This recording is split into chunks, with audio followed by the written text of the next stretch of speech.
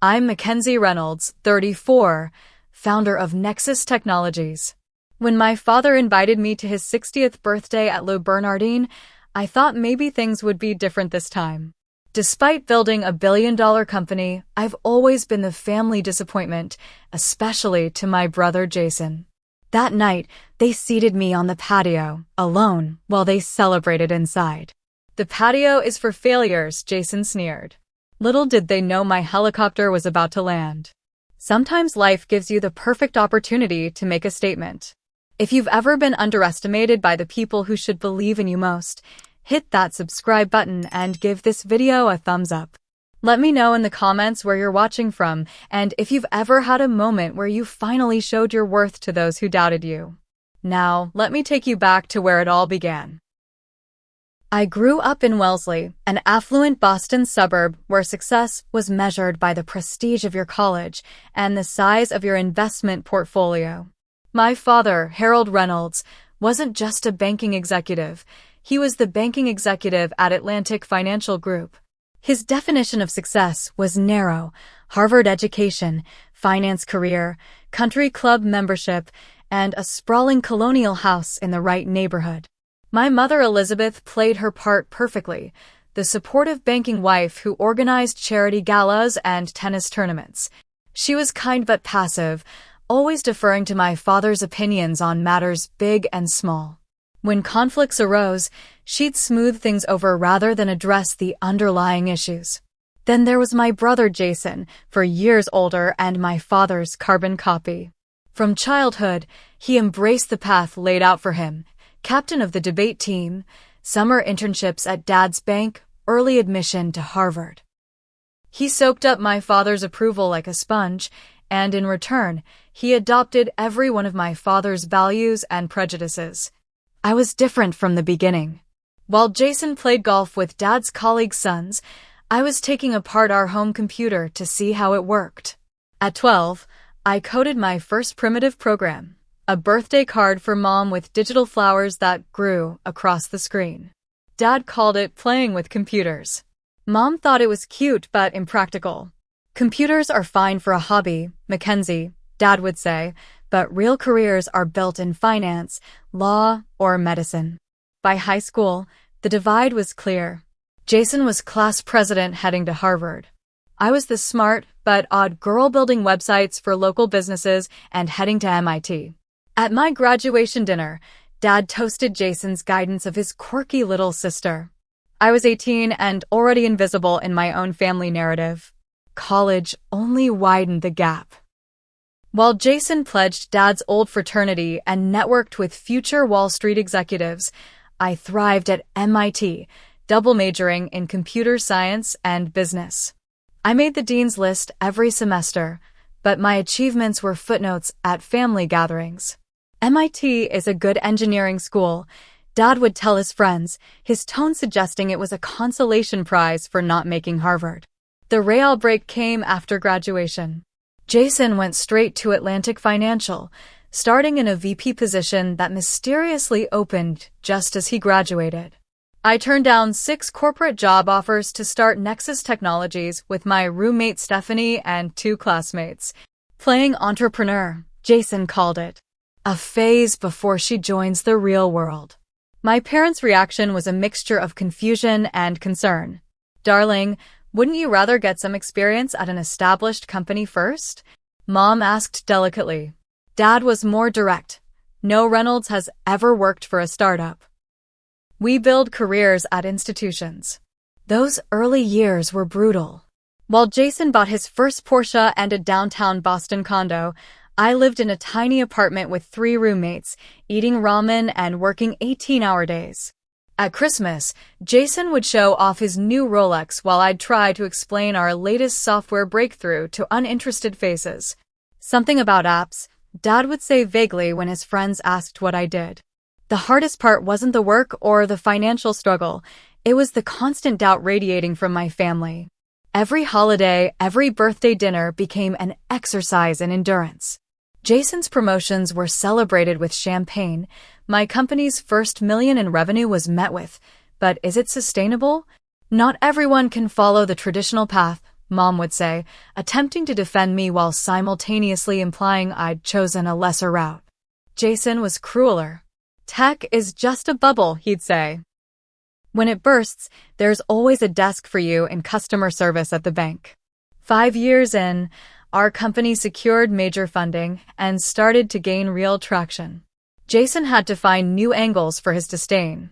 Anyone can get venture capital in this market, he dismissed. They're throwing money at anything with tech in the name. When we landed our first Fortune 500 client, he shrugged. They're probably just filling some diversity quota by hiring a woman-led company. Mom would always try to mediate, offering platitudes like, both of my children are so accomplished in their own ways, as if we were in completely different leagues. The last family gathering before Dad's birthday had been Thanksgiving, 6 months earlier. By then, Nexus had grown to over 200 employees with offices in 3 cities. We were featured in Fast Company and Forbes. Yet when I arrived, nothing had changed. How's your little startup? Dad asked, the same question he'd been asking for 8 years.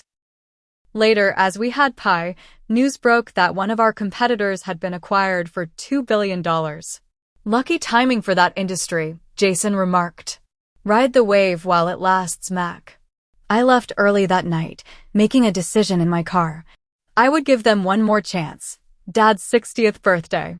I would show up, be gracious, and open the door to a different relationship.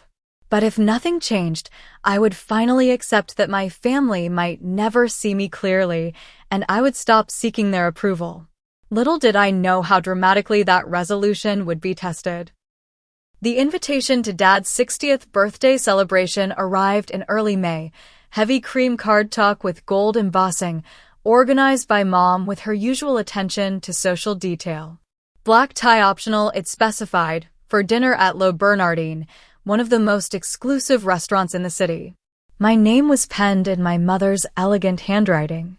I called Stephanie immediately after receiving it. You're not seriously considering going, are you? She asked when I told her. As both my best friend and COO, she'd witnessed years of my family dynamics firsthand. It's his 60th, Steph. Milestone birthday. Every time you go to these things, you come back devastated. Remember Christmas? You didn't get out of bed the next day. I sighed, turning the invitation over in my hand. This time could be different. Our latest valuation puts us at nearly $1 billion. They can't keep pretending I'm running some cute little side hustle. They've been pretending for years. Your brother could find you curing cancer, and he'd call it playing scientist. Despite her warnings, I decided to go. Perhaps it was hope, perhaps masochism, but I marked "will attend" on the RSVP card and mailed it back. That same week, our company entered preliminary talks to acquire DataSphere, a data analytics firm that would perfectly complement our existing services. The acquisition would cost $1.2 billion, our biggest move yet. As negotiations progressed, our team scheduled a critical board meeting for the same weekend as Dad's birthday. I can make both work, I insisted when my executive team suggested rescheduling. The dinner's Saturday night. We'll do final prep Friday, and I'll fly back for the board meeting Sunday morning. In the weeks leading up to the birthday, I meticulously planned every detail. I bought a Valentino dress, conservative enough for my parents' taste, but structured and confident for my own. I selected a rare first edition book on banking history for my father, thoughtful but not desperate for approval. The DataSphere acquisition grew more complex. Our competitor, tech giant, began showing interest in the same company. What had started as a straightforward purchase was becoming a potential bidding war. 3 days before the birthday, I had my regular session with Dr. Watson, my therapist of 4 years. "What's your ideal outcome for this dinner?" she asked. "Recognition," I said after considering. "Not adoration or even approval necessarily. Just recognition that what I've built matters. And if that doesn't happen, then I stop hoping for it. I accept that they'll never see me clearly and stop giving them the power to make me feel inadequate." She nodded. "That's a healthy boundary. How will you manage if the old patterns emerge?" We practiced responses to potential scenarios. If Jason made dismissive comments, I would calmly acknowledge his perspective without defending myself. If Dad minimized my work, I would change the subject rather than seek validation. The goal wasn't confrontation but self-preservation. The day before the birthday, I flew to Boston. Rather than staying at my parents' house as expected, I checked into the Four Seasons. I needed neutral territory, a place to retreat if things went badly. Mom called as I was unpacking. "Darling, we're so excited you're coming. It means the world to your father." "I'm looking forward to it," I lied politely. "Jason and Amanda will be there." "Did you hear they're expecting?" "You'll be an aunt by Christmas." "That's wonderful news," I said, ignoring the familiar pang. Another milestone Jason had reached first, another conversation at dinner that wouldn't include me. "And your father's partners will all be there. The Blakemores, the Sullivans, the Whittingtons." All people who knew Jason well and me hardly at all. That evening, as I reviewed acquisition documents in my hotel room, I received a text from Thomas, our CFO. Tech giant made direct overture to Datasphere board. "Need to discuss counter-strategy." I called him immediately, and we talked for an hour about how to secure the deal. By the time we hung up, it was clear the situation was precarious. Tech giant was moving aggressively. "We should have daily check-ins," Thomas suggested. "Things could change quickly." Agreed. "I'll call tomorrow after the dinner." As I prepared for bed, I practiced deep breathing exercises to calm my racing thoughts, half focused on the business emergency brewing, half dreading the family dynamics awaiting me the next day. In the morning, I woke to more texts about Datasphere. Their CEO wanted to speak with me directly. Tech giant had increased their informal offer. Our legal team needed guidance on how far we were willing to go. I handled what I could before getting ready for the dinner, trying to compartmentalize business concerns from family anxiety. As I applied my makeup with practiced precision, I gave myself a final pep talk in the mirror. "You are the founder and CEO of a company valued at nearly $1 billion. You employ hundreds of people. You're about to make the biggest acquisition in your industry this year. Nothing said over dinner can take that away." I almost believed it. Lou Bernardine glowed with understated elegance as my taxi pulled up at precisely 7 p.m. The restaurant occupied the ground floor of a sleek midtown building, its entrance marked by a discreet sign and attentive doorman. "Good evening, Ms. Reynolds," the valet said as I stepped out. His recognition startled me until I realized he'd probably just read my name from the reservation list. "You're the Nexus Technologies founder, right? I read about you in Business Insider last month. Amazing what you've built." I thanked him, momentarily bolstered. At least someone in New York recognized my accomplishments. The maitre d' greeted me with practiced charm, checking my name against the guest list. "Ah yes, Ms. Reynolds for the Harold Reynolds party. They've already been seated. Please follow me." As we moved through the main dining room, I spotted my family immediately. They occupied the largest table in the center of the restaurant, the power position as Dad would call it. I could see the back of Jason's head, his arm draped casually around his wife Amanda's shoulders. Mom was laughing at something one of Dad's partners had said. Dad sat at the head of the table, looking every bit the patriarch, celebrating 6 decades of success. The maitre d' did not lead me toward them. Instead, he veered right, toward a side door. "I believe my family is seated there," I said, pointing to the central table. He looked uncomfortable. "I have specific instructions regarding your seating, Ms. Reynolds. Please, this way." Confusion gave way to dawning comprehension as he led me through glass doors onto the restaurant's patio. A single small table had been set up in the corner, partially blocked by a large potted plant. From this position, I could barely see my family through the windows. "There must be some mistake," I said. "I apologize, but I was told explicitly by Mr. Reynolds, the younger Mr. Reynolds, that you would be seated on the patio." As I stood there processing this information, the patio door opened. Jason emerged, champagne flute in hand. "There you are, Mac. Glad you could make it. His smile didn't reach his eyes. Why am I seated out here alone, Jason? He shrugged. Space constraints. Dad invited more partners than expected. The patio is. He paused, taking a deliberate sip of champagne. 4 failures. We need the main table for people who matter. The casual cruelty was breathtaking. Even after years of his dismissal, this public humiliation felt like a new low. This is Dad's birthday dinner. I should be seated with the family, I said, fighting to keep my voice steady. Mom suggested that, he acknowledged, but Dad thought it would be easier this way. His colleagues want to discuss the new merger, and they wouldn't want to bore you with real business talk. Before I could respond, Mom appeared at Jason's side, her expression a mixture of guilt and conflict. Mackenzie, darling, you're here. She air-kissed my cheeks. I'm so sorry about the seating. I tried to tell your father it wasn't right, but you know how he gets when arrangements are already made. She was doing what she'd always done, apologizing without actually fixing anything. It's fine, Mom, I lied.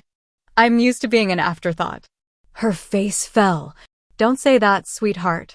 We're so glad you came. I'll come sit with you after the appetizers. We both knew she wouldn't.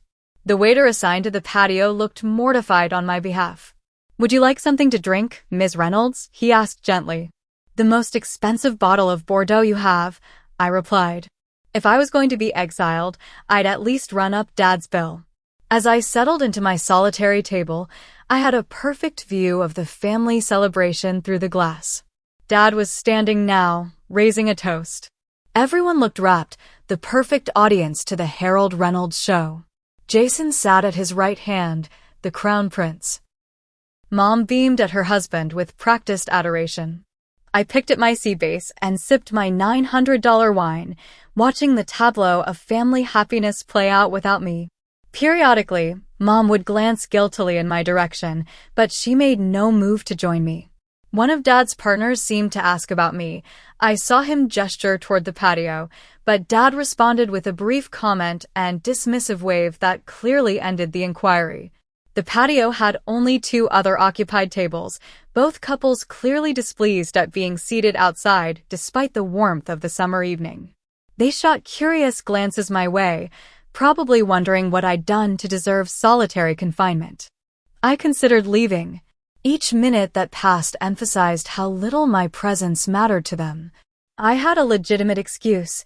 The datasphere situation required attention. I could walk out, head back to my hotel, and focus on actual problems rather than enduring this ceremonial humiliation. Pride kept me in my seat. Leaving would give Jason the satisfaction of driving me away. At minimum, I would stay through the main course, maintain my dignity, then make a graceful exit. I was picking at my dessert, a chocolate souffle that tasted like ash, when my phone began vibrating repeatedly in my clutch. The persistent vibration of my phone broke through my haze of humiliation. 3 text messages from Thomas, 2 from our lead counsel Sarah, and 4 missed calls. My stomach tightened as I opened the first message. Urgent.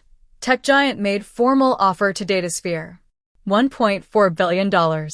Their CEO flying in tonight. Need immediate guidance. The second message contained more details. Datasphere board meeting at 9 p.m. to consider offer. They want to hear our counter before deciding. VP Legal says we need formal proposal within 2 hours. I stepped away from my table, moving to the farthest corner of the patio for privacy. I called Thomas immediately. What's happening? I asked the moment he answered. It's moving fast, Mackenzie. Tech giant blindsided us. They're offering all cash, no contingencies. Datasphere's major investors are pushing to accept. But our integration plans are superior, I argued. We've shown how their technology complements our platform perfectly. Strategic fit doesn't always win against cold cash. Their CEO, Anderson, wants to talk to you directly.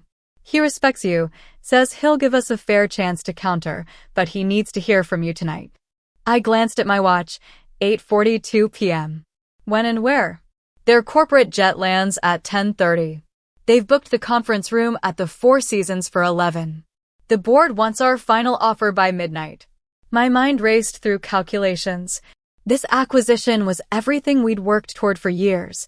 The perfect integration of our technologies, a client base that expanded our market reach, talent we couldn't replicate. Losing it would set us back years and give our biggest competitor an insurmountable advantage. I'll be there, I said. You sure? I know it's your dad's birthday. I'm sure. Start preparing the updated proposal.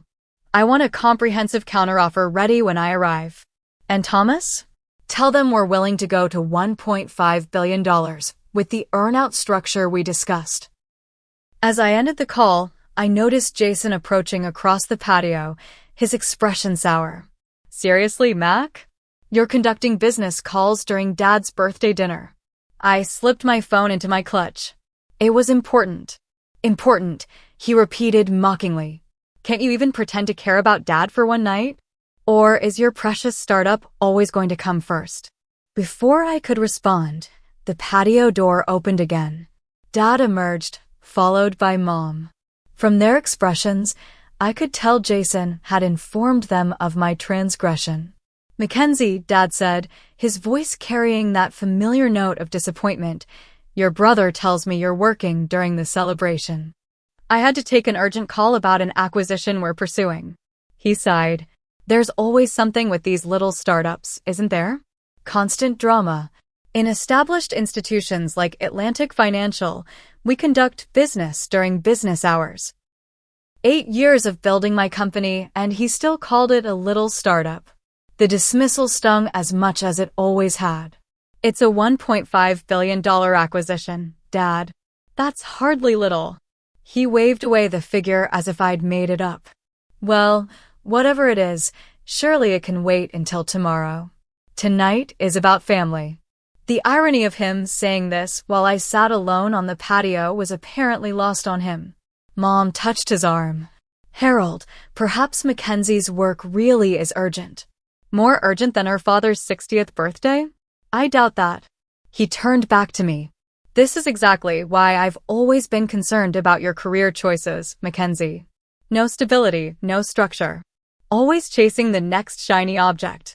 As he spoke, my phone vibrated again. A text from Sarah. Datasphere CEO asked specifically if you'll be at meeting. Says decision hinges on direct conversation with you. In that moment, everything crystallized. On one side, a father who'd never respected my choices, who'd seated me outside like an embarrassing secret. On the other, a billion-dollar company that I'd built from nothing, people who depended on me, who valued my judgment so much that major decisions required my direct input. I have to go, I said, rising from my chair. Go. Dad's eyebrows shot up. You can't leave in the middle of my birthday dinner. I'm not in the middle of your dinner, Dad. I'm on the periphery, exactly where you put me. And yes, I have to go. Our company is finalizing the largest acquisition in our industry this year, and I need to be there. Jason snorted, always so dramatic. I gathered my clutch and wrap.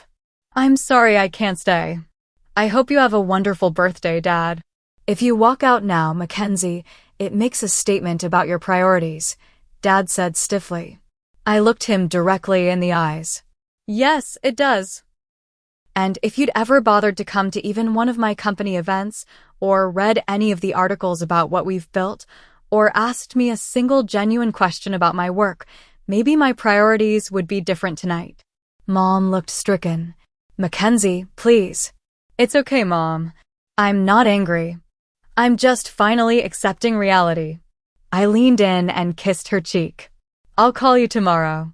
As I moved toward the patio exit, I sent a text to my private pilot, Lucas.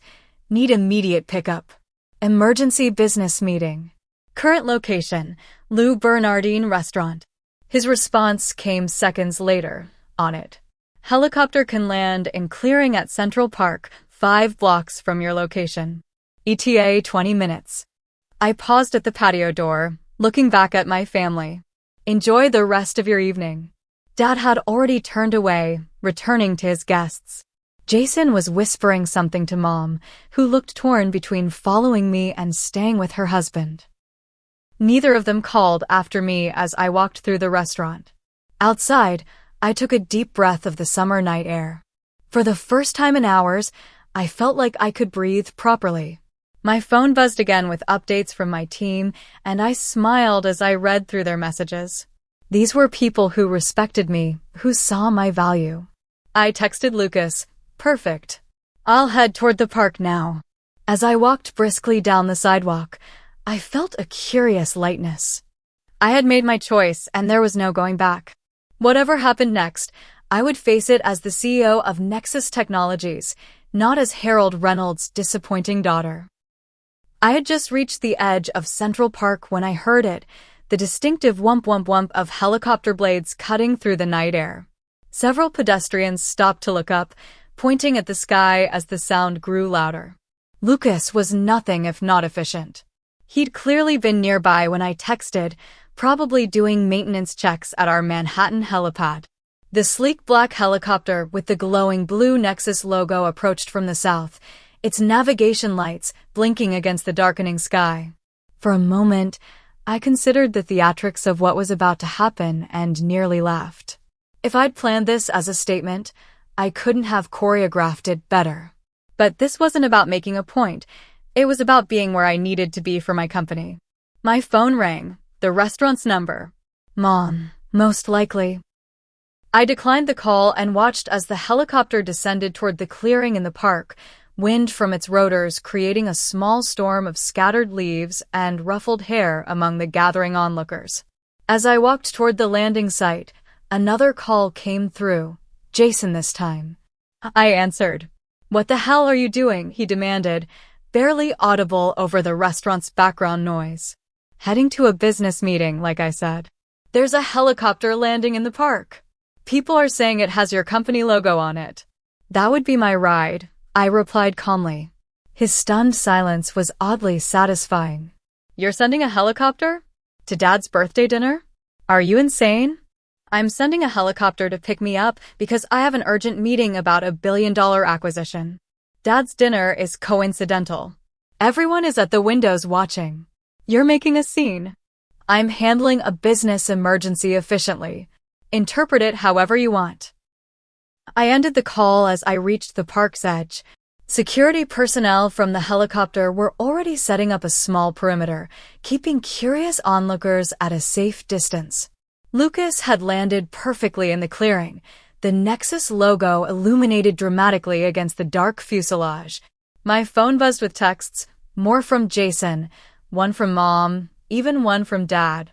I ignored them all. This moment wasn't about them anymore.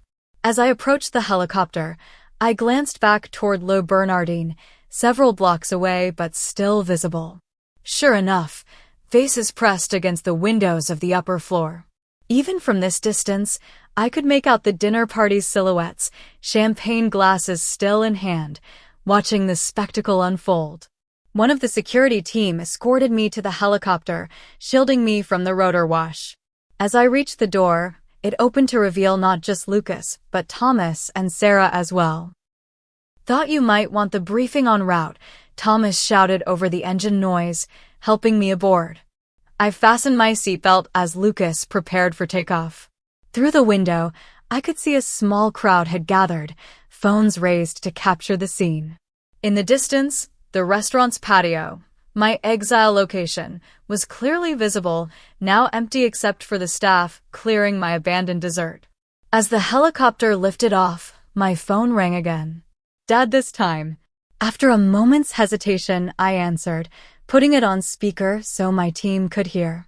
"Mackenzie, what is the meaning of this?" He was shouting to be heard over the background noise of the restaurant. As I explained, "Dad, I have an emergency business meeting." "In a helicopter? You couldn't take a taxi like a normal person. Time is critical. We're closing a major acquisition tonight." "What acquisition could possibly require this kind of spectacle?" "We're acquiring Datasphere for $1.5 billion. Their CEO and board are waiting for me to finalize terms. Tech giant is trying to outbid us." Silence on the other end. I could almost see him processing the numbers, the companies involved, the scale of what I was describing. Datasphere, he finally said. Martin Phillips' company? Yes. You know Martin. Of course I know Martin. Atlantic Financial handled their second round of funding years ago. His voice had changed, the anger giving way to something like confusion. They're worth over $1 billion now? $1.4 billion is tech giant's current offer. We're countering at $1.5 billion. More silence. I could hear murmuring in the background. Dad's business associates, no doubt, suddenly very interested in the conversation. And you're leading this acquisition? Personally, I'm the CEO, Dad. That's what I do. Thomas was giving me a thumbs up, clearly enjoying this exchange. Sarah was trying not to smile. I had no idea your company was operating at that level, Dad said finally. I know, Dad. You never asked. The helicopter banked left, offering a panoramic view of Manhattan glittering below. In the distance, I could still make out Le Bernardin, its patio now fully visible from above.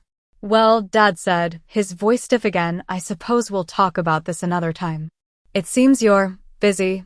Very. Thank you for understanding. I paused, then added, Happy birthday, Dad. I'm sorry I couldn't stay. I ended the call before he could respond. Thomas immediately broke into slow applause. That, he said, was the most badass exit I've ever witnessed. Sarah was already opening her laptop. Datasphere's lawyers sent the latest term sheet. We should review it before landing. As we flew over the city, I took one last look at the diminishing restaurant, now just one of countless twinkling lights below.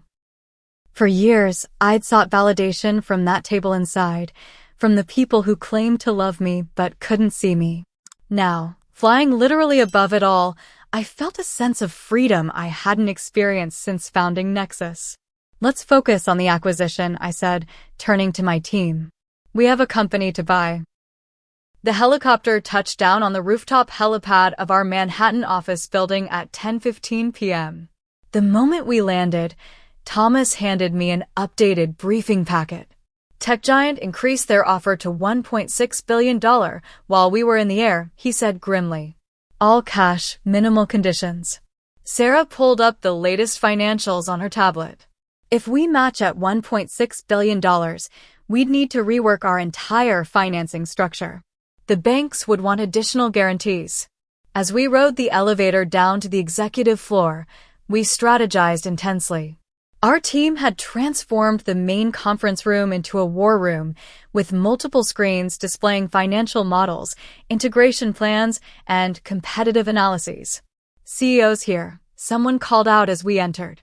The room, packed with about 30 people from our executive, legal, and finance teams, burst into applause. Save the applause for when we close the deal, I said, but I couldn't help smiling.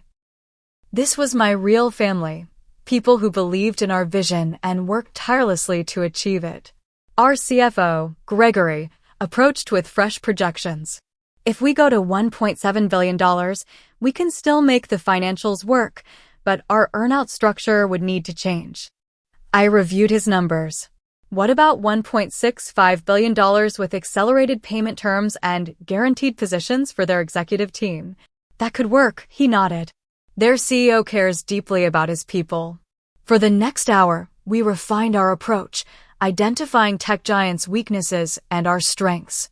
Unlike our competitor, we could offer Datasphere true integration.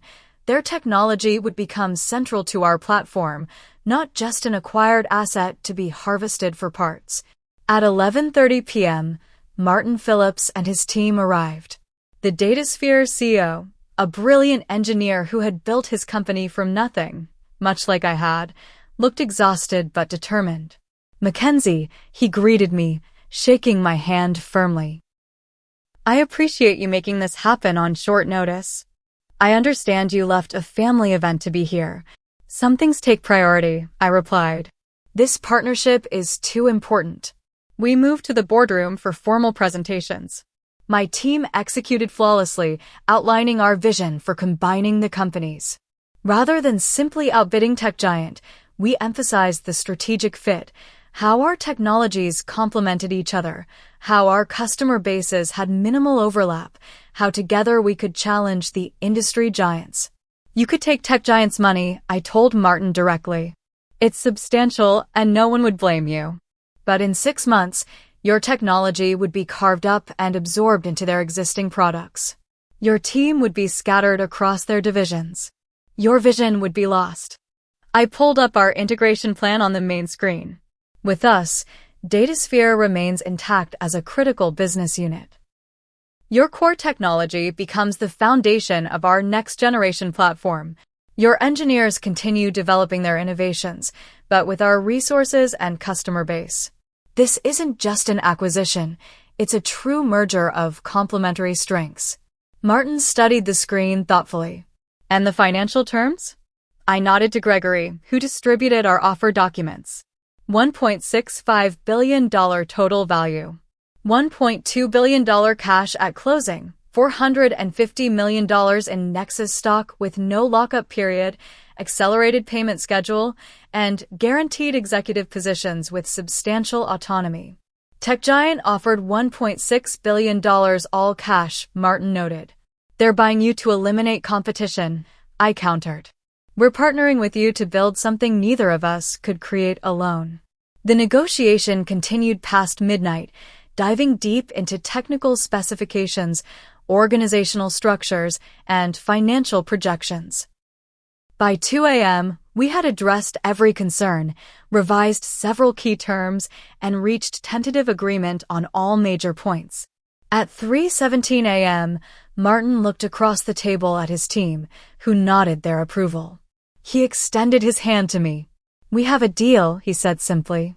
The room erupted in restrained celebration, exhausted but triumphant professionals who knew the value of what we'd just accomplished. As the legal teams began drafting the final documents, I stepped out onto the terrace for a moment of quiet reflection.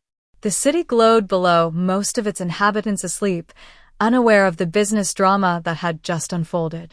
My phone, which I'd silenced during negotiations, showed multiple missed calls and texts from my family. I ignored them for now, focusing instead on what we'd achieved. By morning, the acquisition was formalized. At 9 a.m., we held a joint press conference in our lobby. Cameras flashed as Martin and I shook hands in front of the Nexus and DataSphere logos. This strategic combination creates a new force in the industry, I told the assembled reporters. Together, our companies will deliver innovations that neither could achieve independently. The business press covered the announcement extensively, with several outlets noting the unusual circumstances.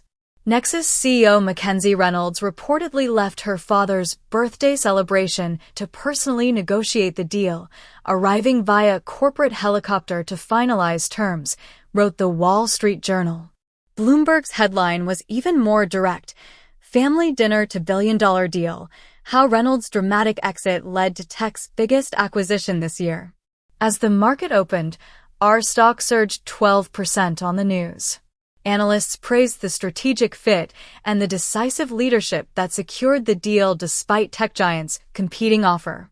By noon, congratulatory messages were pouring in from industry leaders, board members, and investors. The only message from my family came from Mom. We need to talk. Your father is very upset, but also confused. Call when you can. After the final press briefing, I returned to my hotel, the adrenaline finally wearing off. In the privacy of my suite, I allowed myself to fully process the emotional whiplash of the past 24 hours, from the humiliation at the restaurant to the triumph of the acquisition. You did it, Stephanie said when I called to update her. Both professionally and personally. What do you mean? You proved your worth on your own terms. And you finally stood up to your family in a way they couldn't ignore. That wasn't my intention with the helicopter, I insisted. Maybe not consciously, she laughed. But you have to admit, it was one hell of a statement. After we hung up, I ordered room service and collapsed onto the bed, physically and emotionally drained. For years, I'd worked to build something meaningful while simultaneously seeking my family's validation. In one night, I'd secured my company's future and finally stopped chasing approval I might never receive. As I drifted toward sleep, my phone lit up with another text, from my father this time. "We should discuss your company. Perhaps I've been uninformed about its significance." Not an apology, not quite an olive branch, but perhaps a starting point. I set the phone aside without responding. Whatever came next with my family, it would be on different terms than before. I had finally chosen myself, and for now, that was enough. 2 weeks after the acquisition, I returned to my normal routine. The initial integration of DataSphere was proceeding smoothly. Our stock price had stabilized at its new higher level, and the press coverage had shifted from the dramatic circumstances of the deal to its business implications. During that time, I deliberately maintained minimal contact with my family. Mom had called almost daily at first, her messages growing increasingly concerned. Jason had sent a few texts, oscillating between defensive justifications and reluctant acknowledgments that perhaps he'd been somewhat harsh at the dinner. Dad had emailed once, a stiff, formal note congratulating me on what appears to be a significant business achievement and suggesting we discuss it at an appropriate time. I'd responded politely but briefly to Mom, ignored Jason entirely, and sent Dad a simple, "Thank you. I'll be in touch when my schedule allows." Stephanie had called this my power move phase. "You're finally operating from a position of strength with them," she'd observed. "Don't rush back into the same patterns." She was right. For the first time, I wasn't anxiously seeking reconciliation or validation. I was allowing myself the space to determine what kind of relationship I actually wanted with my family, if any. On a Wednesday afternoon, Mom finally caught me by phone. "Mackenzie, we need to talk about what happened," she said, her voice carrying that familiar note of mediation. "Your father's birthday dinner ended quite dramatically." "Yes, it did," I agreed without elaboration. "The helicopter was perhaps a bit excessive, don't you think?" "It was necessary for an urgent business meeting. The timing was unfortunate, but unavoidable." She sighed. "Darling, I understand you were upset about the seating arrangement." "I wasn't upset, Mom. I was shown exactly where I stand in this family, and I made my business decisions accordingly. The helicopter would have come regardless of where I was seated. Your father has been processing things. The acquisition was in the Wall Street Journal. His colleagues have been calling him about it. That explained his sudden interest. Not my achievement itself, but other people's recognition of it." "I'm glad he's staying informed," I said neutrally. "Could we have lunch?" "Just us?" she asked.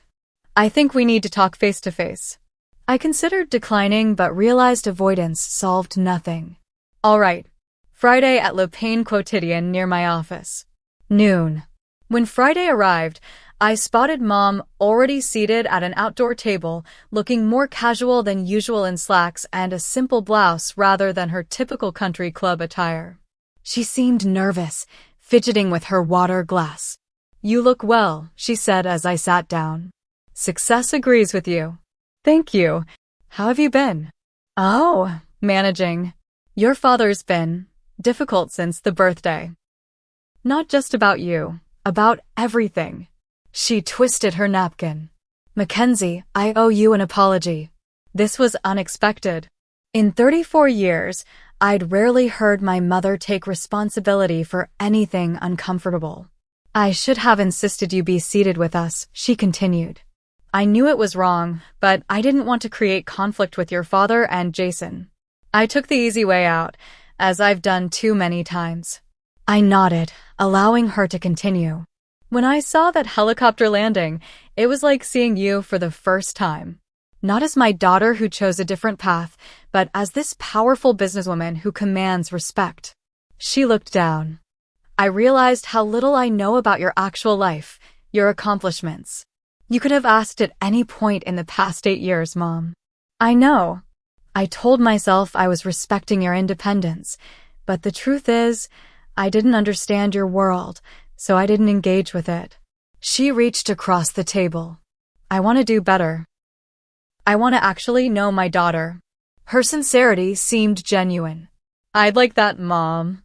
As our lunch progressed, she asked real questions about Nexus, about the acquisition, about my daily work, perhaps the first substantive conversation we'd ever had about my career. Near the end of our meal, she hesitated, then said, "Your father won't admit it publicly, but he was stunned by the scale of what you're doing. He looked up Nexus's valuation after you left. He had no idea. He never wanted to know. That's changing. He's proud in his way. He just doesn't know how to show it after years of being wrong about your choices." Has he said that? That he was wrong? She smiled wryly. "You know your father," he said, and I quote, "Perhaps Mackenzie's unconventional approach had more merit than was immediately apparent." I laughed despite myself. It was so perfectly Harold Reynolds, the closest he could come to admitting error. "He'd like to visit your office," she added. "See what you've built firsthand." I considered this. "I'll think about it." Over the following weeks, I established new boundaries with my family. I declined Sunday dinners, but agreed to occasional lunches with Mom. I responded to Dad's emails, but didn't initiate contact. I ignored Jason completely until he sent an awkward, but seemingly sincere apology, after which I maintained minimal, civil communication. Meanwhile, I focused on building deeper connections with the people who had actually supported me, Stephanie and our original founding team, key employees who had believed in our vision, friends who had cheered me on when my family wouldn't. 1 month after the acquisition, I hosted a dinner party at my apartment for this chosen family. We celebrated not just our business success, but the authentic relationships that sustained us through the building years. To people who see us clearly, Stephanie toasted, raising her glass to knowing laughter around the table.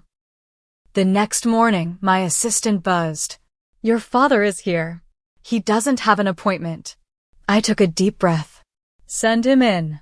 Dad entered my office with uncharacteristic hesitation, taking in the floor-to-ceiling windows, the awards displayed on the walls, the view of the city. "Impressive," he said, gesturing around. "Very impressive. Thank you. What brings you here, Dad?" He sat in the chair across from my desk, looking uncomfortable. "I've been reflecting on things. The birthday dinner. Your company's acquisition. The way I've perceived your career choices." I waited, giving him space to continue. "I've followed a certain path my entire life," he said slowly. "Harvard, banking, the traditional markers of success. When you chose differently, I assumed you were making a mistake because it wasn't my path." "Yes, you did. The Datasphere acquisition made me realize I've been limited in my perspective. Martin Phillips called me, you know. Said you were one of the most impressive executives he's ever worked with." "Martin is very kind. He's not kind, Mackenzie. He's ruthlessly honest. Always has been." Dad straightened his tie. "He said I should be extremely proud of you." And I realized. I am. I just never allowed myself to show it because it would mean acknowledging I was wrong about your choices. The admission, however circuitous, was more than I'd ever expected from him. "I'm not asking for forgiveness for the birthday dinner or other things," he continued. "But I am asking for the chance to understand what you've built. To get to know my daughter's actual life, not the version I assumed existed." I studied him, Harold Reynolds, banking titan, admitting fallibility, however obliquely. It wasn't a complete transformation, but it was a beginning. "I can give you a tour of the office," I offered. "Introduce you to the team." Relief crossed his face. "I'd like that very much." As we walked through the office, introducing him to key personnel, showing him our technology, explaining our business model, I realized something profound. For years, I'd defined myself in opposition to my family, especially my father, determined to succeed despite his lack of faith in my path. Now, I understood that my worth had never depended on his recognition. The helicopter moment hadn't been about proving anything to them. It had been about finally, completely choosing myself and the company I'd built. The change in my family's attitude was merely a consequence, not the goal. In the months that followed, we built a different kind of relationship, not the close-knit family bond of childhood fantasy, but a measured, adult connection based on mutual respect rather than obligation. Jason remained distant, occasionally civil. Mom became more present, genuinely interested. Dad made halting efforts to understand my world, sometimes succeeding, sometimes reverting to old patterns. I established new traditions that honored my authentic self, quarterly retreats with friends who truly knew me, mentorship programs for young women in tech, celebrations that marked business milestones as the significant life events they were. The DataSphere acquisition proved transformative for Nexus, catapulting us into the top tier of tech companies. When we rang the opening bell at our IPO the following year, I looked out at the crowd of supporters and realized how far I'd come from that lonely patio table. My journey wasn't about helicopter moments or dramatic exits, though those made for compelling stories. It was about the slow, steady work of building something valuable, both a company and a sense of self-worth that no one could diminish by seating me at the wrong table. Family relationships remain complicated, a mixture of love, history, expectation, and disappointment. The reconciliation is never complete, never perfect. But in choosing myself that night, I changed the power dynamic permanently. I no longer needed their approval to know my worth. If you're watching this and feeling undervalued by the people who should believe in you most, remember, sometimes the most powerful statement is simply continuing to build your vision, regardless of who understands it. Your worth isn't determined by those who doubt you, but by the integrity with which you pursue your path. Have you ever had a moment when you finally stood in your power with family or friends who didn't see your value? Share your stories in the comments below. And if this resonated with you, please like this video, subscribe to my channel, and share with someone who might need to hear that their path is valid, even if it's not understood by everyone. Thank you for listening to my story, and remember, the most important validation comes from within.